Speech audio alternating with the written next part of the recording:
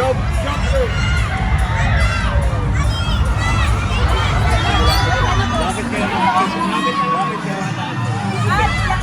Jump, jump, jump, jump, jump. Sir, sabay kayo tatlo. Ayun kayo tatlo for the first time nakapaglaro ulit kayo together since 2019 ang panalo. Ano lang pakiramdam? Personal, sobrang happy ko kasi kasama ko yung I'm glad na may mga bago kami kasama ko. I hope magtuloy-tuloy ko.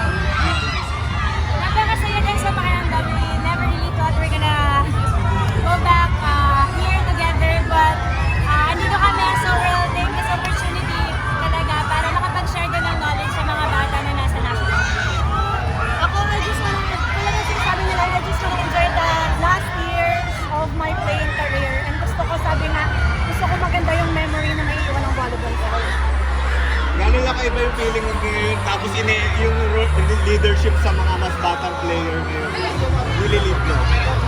Wala ka siguro yung leadership, siguro natural na yun sa mga players eh. Kasi parang lahat kaya mag-lead, pero lahat kami nag-a-adjust din kami sa isa't isa. And lahat kami sumusunod din kami sa isa't isa for better teamwork. Nakakatuwa kasi leader na rin yung mga bata ngayon. Grabe yung personality nila and character development nila throughout the 3 weeks that we're together. So we're just very, very happy to actually be here.